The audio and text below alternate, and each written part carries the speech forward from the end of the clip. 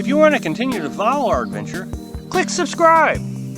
So you don't miss anything, click the bell notification. I made a video the other day where I told you about it being illegal to take wildlife here in the state of Florida.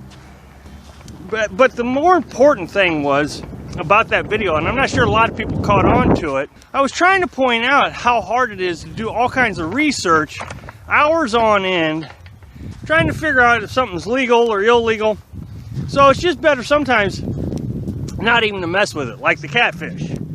I was pretty sure that I wasn't supposed to be in possession of the catfish. So of course, a lot of people says, oh no, you can have the catfish, even though I showed very clearly in the rules, in the laws of Florida, that you can't have a catfish.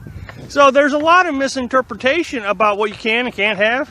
When I made the video, I thought, well, I don't know how many people are going to like this video, but I give it a try. I mean, it doesn't hurt to try. But actually, it gained a lot of interest. I tried to explain to you that, I spend 4 to 12 hours a week just trying to figure out the rules and the regulations of the next campground that I'm going to go to every 2 weeks. What's the stay limit? Where can you park? Can you have a fire? So a lot of times, I just go with the default answer is no. If I don't know, I don't. If I don't know if I can have a fire or not, I don't have a fire. Another one that's always confusing to me is people hang things from trees in the national forest. Well, in some national forests, that's illegal. Others, they don't say if it's illegal or not. So that's what's confusing, is in one national forest, it's illegal. In the next national forest, they don't say anything about it at all. You're never sure if you can do it or not. So I even showed footage of that one time. Somebody said, well, it doesn't matter. The tree will repair itself. Well, that's fine if it's your tree, but it's not your tree. It's the national forest, and they like to give out fines and make arrests. They're pretty good at that. Well, I just learned something that I found very fascinating, doing some more research on different laws of national forests. So I can bring it to you, not that I really wanted to, because I have no interest. But one of the questions I get a lot is, do I have a metal detector? I'm sure that is a great hobby for a lot of people. The thing is the law is not very clear.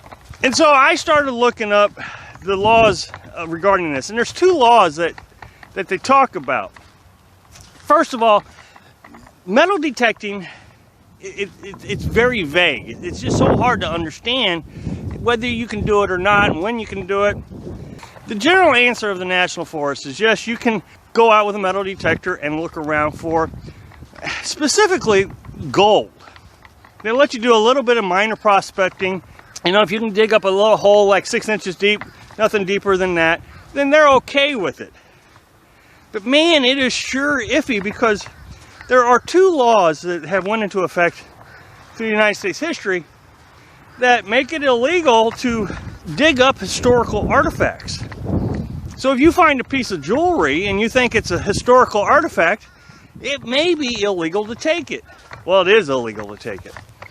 And so you're supposed to immediately stop what you're doing and go to talk to the Forest Service. Well, the problem with that is what if you don't know if it's a historical artifact or if it's something someone dropped? It can get quite confusing quite quickly.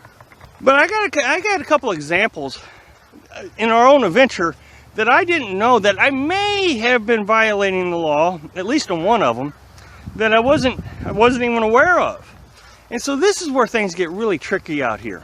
In Virginia, at Wolf Gap, in the George Washington National Forest, Wolf Gap Campground used to be an African-American village housing. And what it was is after this slavery ended, the government built a bunch of houses up in this area. At least this is my understanding. We saw remnants of these structures. There were still steps there, so there was a lot of different artifacts there that you could have picked up quite easily without even realizing that you were in violation of the law. Of course, we didn't disturb anything. Another thing that happened to us was when we were in the Black Hills of South Dakota. We were walking this trail. I mean, it was just a trail. It was fascinating. And about 200 feet away from the trail was an old car that had been rusting. I don't know, it was 1920s, 1930s car, I don't know. It was a very old car. And it was all scattered out in pieces. And at the time, I knew what it was before the National Forest bought up all this land, you know, people owned it. And so somebody probably just dumped their old car there, or was working on it, or took it apart, because the parts were spread all over the place. So Carolyn and I went over there to investigate, and we took pictures. Well, I actually picked up a piece to turn it over to see if I could figure out what model it was, you know, Ford, Chevy, I don't know. Well, I think, based on the rules that I've just read, that picking that piece up might have been in violation of the Antiquities Act of 1906, and the other one's like an Archaeological Act of 1979. And what was interesting was the first act, the 1906 Act, was too vague, and judges were saying it was unconstitutionally too vague. So in 1979, they rewrote the law.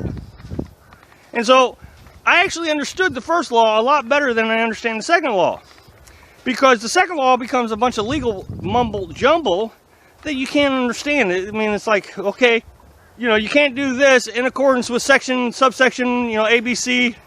And you're like, oh, so it would take you days and a group of lawyers to figure out what the heck they're telling you.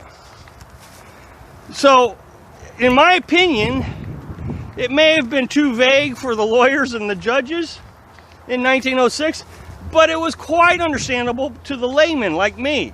You could be in violation with a metal detector and not even be aware of it. And one other thing I just learned was bird feathers.